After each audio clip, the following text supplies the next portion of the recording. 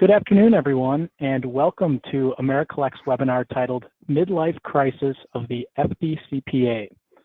My name is Joe Moretti, and I'm part of the business development team here at the ridiculously nice collection agency AmeriCollect. I am happy to be your moderator for today's session. I do have the pleasure of introducing Sean Gretz, but before I do, I'd like to show you how to ask questions during the session. On the right-hand side of your screen, there is an area that you can type out a question if you should have any during the webinar. I will interject these questions to Sean during the session if there is time. Sean Gretz is the president here at AmeriCollect. Sean has hosted many webinars on various topics, and I promise you this webinar won't disappoint. So sit back and enjoy this webinar as I welcome Sean. Thank you very much, Joe, and welcome everyone to our webinar on the midlife crisis of the FDCPA. I'll forewarn you guys, this is going to be a shorter webinar. We're probably going to be going about 30 minutes of time, so you have some time back in your day. So let's start and talk about the midlife crisis of the FDCPA. For those that don't know, let me start with the acronym that's staring you in the face right now of FDCPA. This is a regulation that's really based upon the third-party collection agencies, and it stands for the Fair Debt Collections Practices Act. So that's what FDCPA stands for, if you were wondering what that acronym is. And let's start by talking about a midlife crisis, right? So a midlife crisis. Now, when you Google midlife crisis, the dictionary defines it as an emotional crisis of identity and self-confidence that can occur in the early middle ages. That's right, early middle ages, the emotional crisis and self-confidence, you need a boost. And when I think of it, and I don't know, maybe it's just me, I come down to the picture on the screen. It's that cherry red Benz that someone buys when they're at their midlife crisis, when the children are starting to get out of the house and you actually have some jingle in your pocket to spend on something like that. That's what I think about. I'm going to use the analogies all the way through of talking about what a midlife crisis means with this. So why did I call this the midlife crisis of the FDCPA? Well, the FDCPA itself, it started in 1977 is when it was first introduced, enacted in 1977 by Congress. And so right now, I think it's having that identity crisis at this point. Their self-confidence. It's no longer a new bill. It needs a younger look and feel. It needs a little bit of updating. So that's why I went that way. It needs some new wheels, maybe possibly. So let's start by saying a little bit about who am I? Who's the person that's sitting in front of you today? You're hearing. My name is Sean Gretz. I'm the president. Obviously, this is not legal advice. If you need some, consult with your attorney. Yes, that's me over there on the right. That's me as Halloween crash test dummy this year. Like to have fun. It's one of our core values at AmeriCollect, have fun and celebrate. And every Halloween, I try to have some fun with my teammates as well. And I should have used a steering wheel. I could have had that. It would have been easier for people to tell who I am. Yeah, midlife crisis. Some of the other things that I think of for a midlife crisis. I think of that new tattoo, the one that has to come. You've never had a tattoo before, but you know what? It's time. It's time to get the tattoo. That's a midlife crisis to me. Or the other one. I think of the mom, or could possibly be the dad, that's starting to share clothes with their kids. Go in that room, borrow that jacket of theirs, or borrow some jeans. Sharing clothes with your kids is a midlife crisis. Another thing I think of. And I'm sorry if this is hitting home for anyone. It potentially could be hitting home with these. And then the final one I think of is that high intensity gym where you're going to blow your knee out at any given point because you're not used to it. The joining the new gym to get in shape to look good because the kid's out of the house, you have more time, and that's what I think of for midlife crisis. So I hope those are fun for you guys as well, and hopefully it doesn't hit home too hard for anyone. So let's talk about this, right? So I talked about a little bit about this, the Fair Debt Collection Practices Act. The great news on this was that there was some suggestion that the Consumer Financial Protection Bureau, who is proposing the new regulation, there has been some suggestion that they would enact it, that it would also take first-party individuals involved in this, meaning that they would come after you as a hospital or health system or a doctor's or physician group, that you would have to follow parts of the FDCPA. But the great news is they said, no, we're not touching that with a 10-foot pole at this point. It's hard enough just to get this regulation passed as is. So they're keeping it so it's only related to collection agencies. So on May 21st, 2019, they released on the Federal Registry the Notice of Proposed Rulemaking. Basically, they're meaning, hey, here's our shiny new deal. Come look at it and come beat it up, is really what they told us. So collection agencies and consumer attorneys all over the country started to beat up this regulation. There's over 12,000 comments on this, 12,000 comments suggesting changes to the regulation. And I'll save you, the links are there, and the links are in the handouts that was emailed to you ahead of time or afterwards on this document. But I'll save you the time. 11,000 of those comments are just individuals saying, I do not agree with the changes to the FDCPA.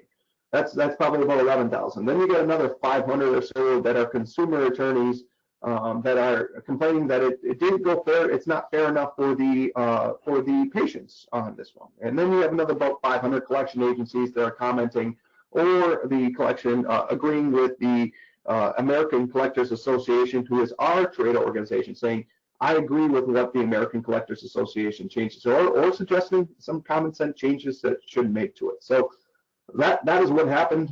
That is where we're at today. What happens next? Well, it's pretty simple. What happens next is they will release the final version of the regulation. That regulation will also be posted to the Federal Register. Once it's posted there, they'll give us a timeline for implementation, and then it'll go live. And then let the courts decide which one's fair, which ones aren't fair, and the lawsuits that go along with any other regulations. So that's really where we're at today. So again, they're out there for you to take a look at, to go look at not only the proposed rulemaking itself. I'll warn you, if you want to read it, it's brutal. It is hundreds of pages of documentation of why they made the changes and how they made the changes. I'll also warn you, the comments are a lot of comments. Unless you're looking to go to sleep at night, I would not recommend taking a look at this. So let's dive in. So what am I going to cover today? I'm going to cover 4 real things today. Like I said, I'm going to get you out early. The 4 things that I'm going to cover that matter to you and matter as your collection agency, if we are your partner or if we're not. Hello, I'd love to be your partner. We are the Ridiculously Nice Collection Agency. That's my sales pitch. So the conversation is, I'm going to cover emails. What is it, emails, and how does it matter? Number 2, I'm going to cover what are the call caps and what is the call caps and how do they matter to you. Number 3, what a limited content message is and the capabilities of limited content messages. And number 4, the change in the first notice for collection agencies. So those are the 4 things. And again, I'm going to say this many times. This is the proposed rulemaking, meaning it's not live. We don't have to follow it. It's proposed. Now, AmeriCollect is doing our due diligence to make sure that we are ready if the final regulation comes down the pipeline quickly. We're getting ourselves ready for some of the regulations as is. But at this point, it's still proposed, meaning that it's not live in place, and we don't have to follow it as is proposed. So let's dive in. Oh, that cherry Benz is back up on that screen. What that means? I'm comparing this one to the email. So the shiny new cherry Benz. And email is interesting for collection agencies. Now, AmeriCollect has been emailing patients for quite some time, and we've been doing it for those that we receive emails from, or through the phone, through our clients, and other ways of permission that we can email the patients. So we do email patients. But here's the thing. There's always been this fear in the collection industry, and it's based upon an FDCPA regulation that said this: you cannot disclose a debt to a third party. And everybody's been concerned about email and disclosing to a third party. How do I know that football 3291 is the email address for Mr. Rogers, right? So how do I know that's his exact email address? And how do I know I didn't type it wrong? Well, email addresses, unlike many others, don't have a great directory to be able to check to see is that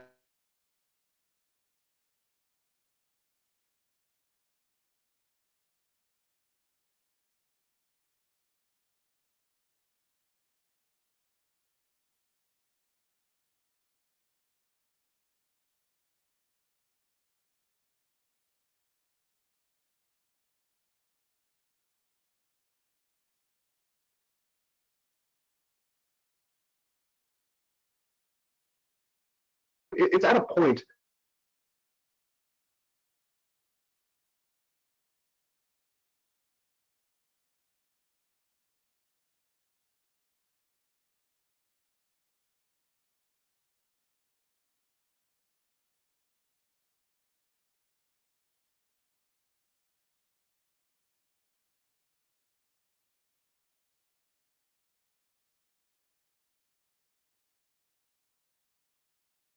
third-party disclosures.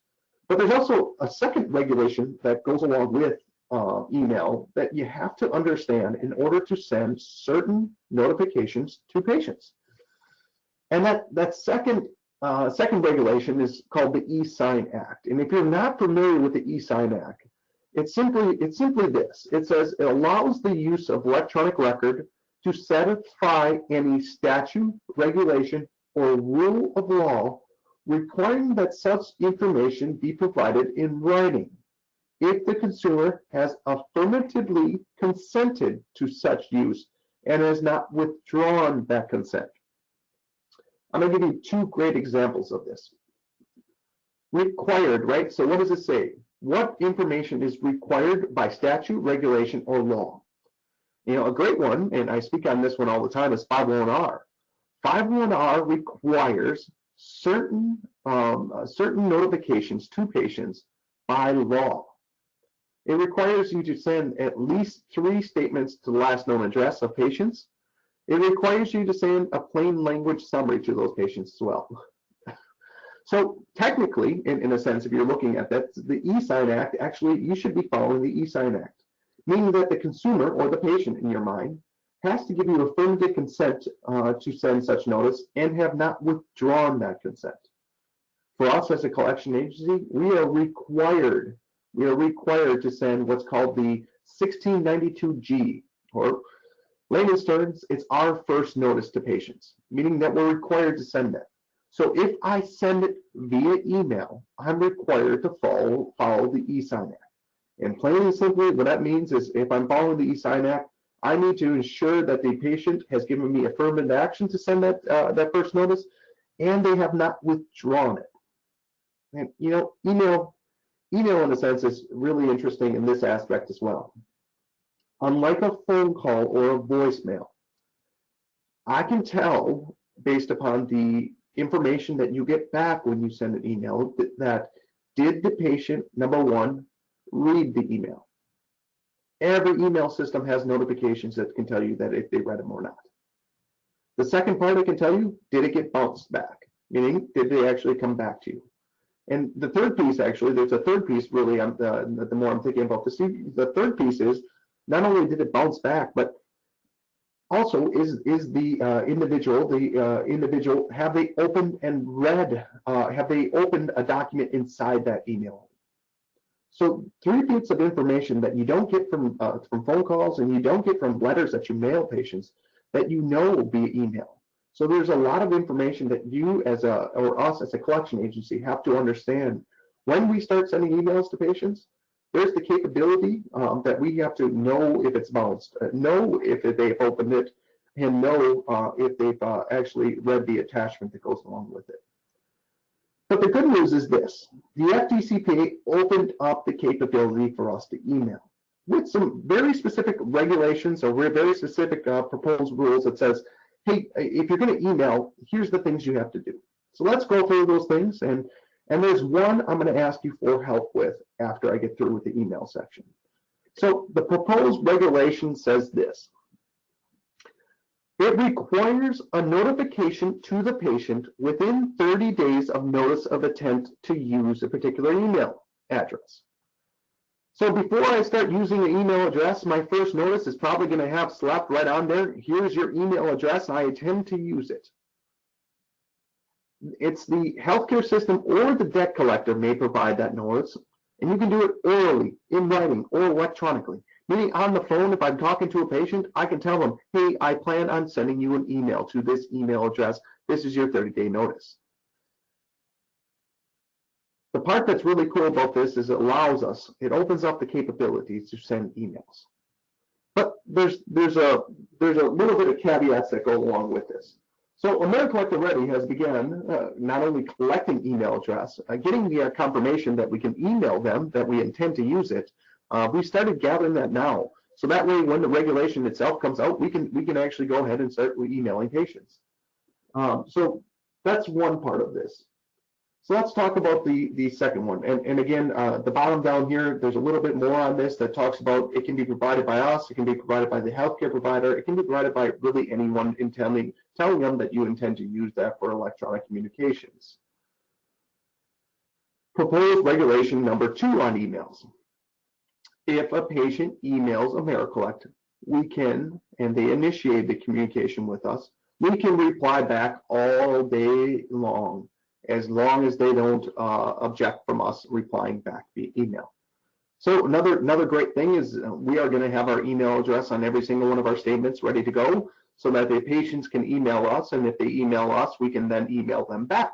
Great news, all they have to do is provide it and we can email them back. So that's part of the proposed regulation. Opens up emails for collection agencies much more. Proposed regulation, I got 3, 4, and 5 on here. Number 3, and this one's interesting. Remember that third-party disclosure that the FDCPA, or Consumer Financial Protection Bureau, was really concerned with third-party disclosure?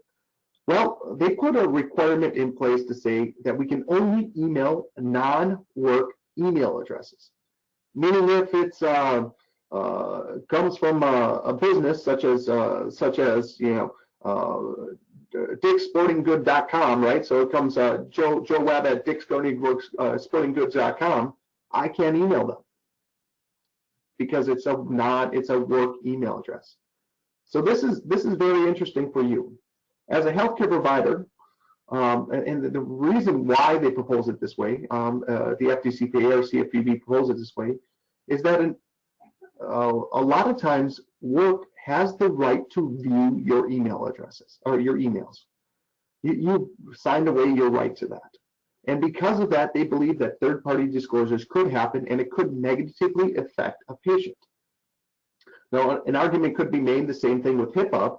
If you have patients using their work email address, technically, are you disclosing more information they should? So with that, the conversation comes in, we really need our clients' help to ensure that they're gathering email addresses, but also not only just email addresses, but also non-work email addresses. Make sure your access team says, is that your work or is that your personal email address? If the answer is that's my work, great. Would you happen to have a personal email address? I prefer to use that one. That's a great way to go about it, and it allows us to gather the email address and yourself and not to get yourself in trouble. So part of the other proposed regulation, number 4 on this list, is it allows us in the body of the email to use hyperlinks for disclosures. And if you have not seen a collection agency notice in quite some time, you'll know that there's disclosures for just about everything. There's disclosures for state information. There's disclosures for federal information. There's disclosures for city informations in some cities. So the proposed regulation said, great, if there's all these disclosures, you can actually put it as a hyperlink, and that hyperlink can just be attached in the email. The only problem with the hyperlinks, in my opinion, and this is my personal opinion of this, is I hate clicking on hyperlinks in email because I'm worried that I'm going to crash the system with a virus coming into my either my home computer or my office computer. Hyperlinks are the spams working of the hackers working to control our computers and to ransomware us. Hyperlinks is not a good idea. I hope that they change this so that you can't use hyperlinks. It should just be in the body and make life a lot easier so that there's individuals aren't getting hacked. Their computers aren't being hacked. And then the following, the proposed regulation requires that you follow the CAN-SPAM Act. For those that aren't familiar with the CAN-SPAM Act, it basically says this, that every single email, you have to have permission to email that patient or email that individual, and you need to have an opt-out requirement in there, and you need to follow through with those opt-outs. So if a patient says, I opt out of your emails, you have to be able to follow through with that. So again, another great thing that we right now currently we have on every single one of our emails that goes out to patients, but we just have to look and make sure that in the future we following those opt-out requirements, not sending too many emails to go along with it as well. So that's email in a nutshell. But here's where I said before, I need your help. I talked about this a little bit earlier on. We really need your patient access representatives should be trained to start asking, what is your current personal email address? Throw the personal in right away. What is that current personal email address? Start gathering that email address. Repeat it back to them so it's entering. Or better yet, time to get into the new generation and pre-register so they enter their information in automatically. Or if you're like me who loves the Apple iPhones or Androids that automatically populate the information in for you, that's the best way to go. Try to get that from patients so you can get email addresses. And if you get email addresses, hopefully we can collect more money for your behalf. So that's the start. We started there with a little bit of email. So now we're going to go on to midlife crisis number 2. That tattoo, the beautiful tattoo of midlife crisis stuck right on your arm, right? So I'm going to call this one the call caps. And what do I mean by call caps? Well, the proposed regulation itself said this. AmeriCollect or any other debt collection agency can make up to 7 phone calls per account/debt in an attempt to reach a consumer in any 7-day period. 7 phone calls. They wanted to put a cap on it, saying you need to obey some sort of arbitrary number. And honestly, 7 is arbitrary. It's just a made-up number that they picked out of and they attempted to put some science behind it. But 7 calls per day. You know the good news. I'll have to say this, right? AmeriCollect and any of our calls, we have never called a patient 7 times in a 7-day period. It's not something. It's not ridiculously nice. It's really, really poor to call a patient that many times in one 7-day period. But again, there's a call cap on it, and I'm kind of more arguing the fact that it's arbitrary in the number of 7. Why 7? And the hard part about this is this: when you take a call cap, you got to think about all the other circumstances when an individual could actually receive more than 7 calls. I'll give you a good example. So let's say I have a 27-year-old, or not even go there. Let's go 18-year-old or 19-year-old living at home that's still on my insurance. Well, obviously that 19-year-old went in to register and had a cold went saw the primary care doctor, didn't pay their bill, and the primary care doctor asked the question that some patient registration or access individuals still ask is your phone number still, because they're still using the old phone number, that's my phone number. Obviously he didn't give him his phone number, he's not paying the bills, that 19-year-old. So we start calling that patient, and then we also have an account for myself because I didn't pay my bills. So now my son has an account, I have an account, and let's just throw my wife in there in a different insurance plan, didn't pay her bills as well. All the same exact phone number on the account.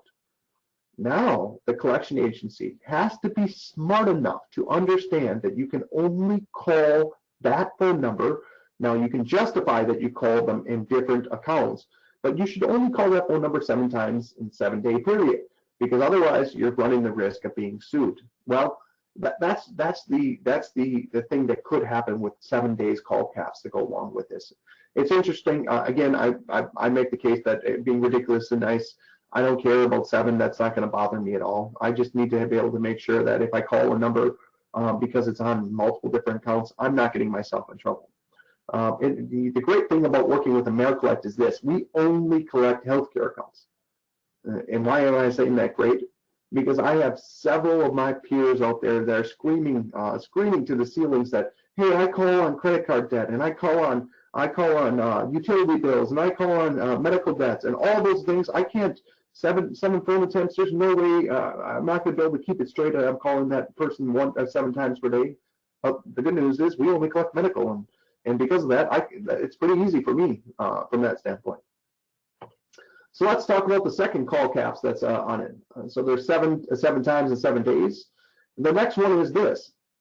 If you communicate with a patient, meaning if I call a patient and I talk to them and they did not define what communicate is, you can only do it once in a 7-day period. So if I call Jimmy, Jimmy picks up the phone and Jimmy says, "Hi, this is Jimmy," and I say, "Yeah, this is Sean. This is an attempt to collect and cut all information to use that purpose," and he hangs up, I no longer can call Jimmy back for 7 days, unless he calls me back. There's a difference if he initiates the phone call. But this is a regulation that all collection agencies are going to have to be up to date on and saying, if I communicated once in a 7-day period, that's my only communication that I can have with that patient. So it's interesting, we are already putting some controls in place to ensure that the date that they communicate won't be communicated again in 7 days. No voicemails, no voicemails to go along with it as well. So that's in the proposed regulation itself. So again, where do I need your help? This is a simple one I ask for all the time, though. It's the patient access representative saying, what is your current cell, home, or work phone number? Asking for all 3 of them helps us. But asking those questions, what's your current cell? And what is your current home phone number? And what is your current work phone number? The more you get, the better we can collect for you, and obviously for yourself as well. Yes, on to the next midlife crisis. It's sharing clothes with your kids, and this is the limited content message, and what I'm going to describe to you what limited content message is and why it matters to us and why you might be hearing more about this. So voicemails. Voicemails is an issue that has been many collection agencies have been sued on throughout the years. They've been sued because, like the third-party disclosure before, they've left too much information. Then they've been sued because they didn't leave enough information, and then they've been sued for many, many different reasons.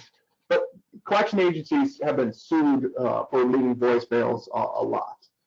So the CFPB or the FDCPA, the regulation itself said, we're going to give a way so that collection agencies can go back and leave more voicemails for patients. And if they leave this type of voicemail, they won't get sued. And that type of voicemail is called the limited content message. Again, if a collection agency leaves a limited content message, they can no longer be sued for it. So think of it as a very generic voicemail or text, but not email. Voicemail or text, but not email. Whereby you put in the limited content message, the consumer's name, Jimmy. Please give me a call back. My name is Sean, and you can call me back at 838-0100. Again, that's 838-0100. And if you don't longer like to receive this message, please text me back at 43438. Opt out. That's a limited content message. This is basically what it is on your screen. It's very simple. And collection agencies all over the world are going to be leaving these messages for everyone. You know what I think? I think the generic voicemail message, while it's good intent to not get sued for collection agencies, what's the effectiveness of this limited content message is next to nothing, in my opinion. Look, the amount of robocalls and the amount of contacts that you get from, be it insurance, car insurance, hey, your car insurance, or hey, I got a new credit card rate for you, or hey, it's enrollment time. Man, I get so many calls on my cell today. This is just another one of those generic attempts that people are just going to hang up on and not communicate with collection agencies. I understand the intent of it, but honestly, there's a point where it's best just communicate with your collection agency. Most of us are ridiculously nice, or in that matter, most of us do treat people the right way, or attempt to treat people the right way. Give us a call and talk to us. You're better off having a conversation with us. So that's the limited content message. I just wanted you to be aware that this might be something that is happening. We don't intend to use it too often as AmeriCollect, but it's out there for us. Let's talk about the final thing that's going to change for collection agencies. And again, this is the high intensity gym where you're gonna have to come in for a surgery by you anyhow. So it's the collection agency's first validation notice, and this notice goes out on every single account that comes into our office to patients. Is our validation notice to notify them that they have an account with us. So the CFPB created this notice for us. They basically said, well, we're going to make one that you can't get sued on because collection agencies' first statements is the number one thing that a collection agency gets sued on. They get sued on it all the time. So much so that we changed the word from creditor to healthcare provider, and we were sued one time because we just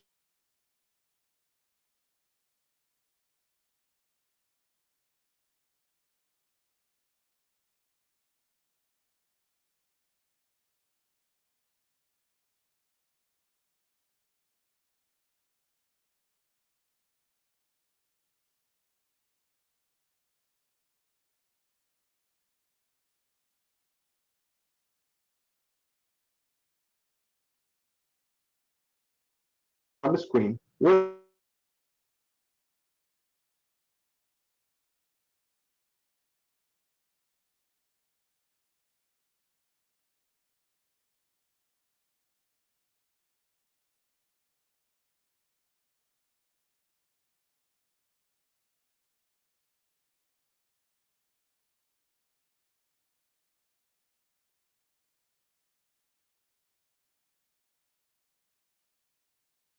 To be individually laid out how much they owe by account. So now a patient who is already confused because they can't understand their deductible and other things, and that's common practice that we have to educate patients on what's their deductible and how much their insurance is paid. We're going to have to create a tabular format for all the accounts that are in our office and have them lined up down.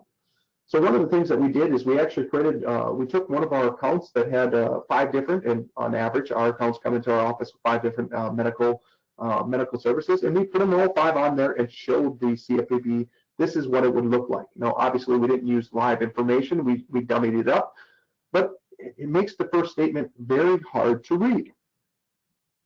And the regulation itself, the second part is, they decided to do a little bit more about how to dispute a debt. You'll see it right here in how to dispute a debt. But the other thing that they're doing as well for disputing a debt is they created a tear-off. Now, this is the tear-off sheet that go along with the validation or first notice. And they put on here, how would you like to respond? I want to dispute my debt because I, number one, think this is not my debt. It's the wrong amount or other. They're really giving the consumer more options to dispute a debt, which is going to make it extremely hard, because if someone says it's the wrong amount, I have to ask the question, well, what is the wrong amount? What's the matter with the account that came into my office? Or this is not my debt. Well, was it identity theft? Do you have the information that I need in order to file an identity theft or to send it back to my clients as identity theft? This is the information that they did with the first notice, and it's going to make it a lot harder for collection agencies. And honestly, it's going to add to additional non-revenue generating staff at my office, because we're going to have to work each one of these disputes and say, how do we respond to this individual that said, this is not my debt, or this is the wrong amount? And we have a department now that does this already, but it's going to add to the work that goes along with it for collection agencies on the first validation notice. And this is, and I said this before, but this is the one that was designed by the Consumer Financial Protection Bureau. It's interesting that they designed us a statement and said, this is the one you have to use. All right, let's talk about one other thing that's on the statement that I need your help from, and that's this. For a majority of my clients, I get this in almost every single one, but there's going to be some that I'm going to ask the question of we need to have a specific date on that first notice, and that specific date itself is either the date of service, transaction date, the charge-off date, or last payment date. We need those dates that come to us, and for the 501R clients, that last statement date is one of the best dates to go along with it.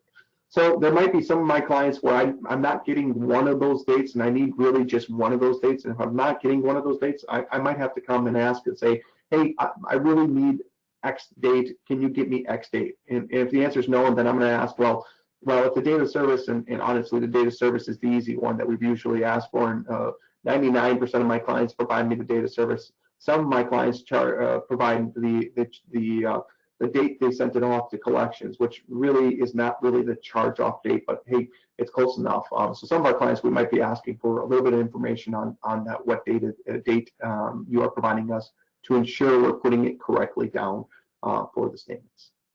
Well, that's all I have for you. I'm a little bit longer than I promised, but I'm open for questions. If anybody has any questions, we need your help just a little bit getting the data. As always, with patient registration and access, make sure they're asking the correct question. What is your current personal email address, and what is your current home phone? What is your current cell phone? What is your current work phone number? Those numbers help us to collect your accounts. What questions do you have for me? John, I do not see any questions here. Well, perfect. If there is any questions, my email address and my... One just came in. Do hospitals have the same 7-day rule? Hospitals do not have the 7-day rule. This is not a requirement of hospitals at all. That's the great news. They thought about it, but they didn't do it. So this is only for collection agencies. The collection agencies can only call 7 calls in 7 days, or once one communication in 7 days. Thank you, Sean. All right, have a fantastic rest of your November day.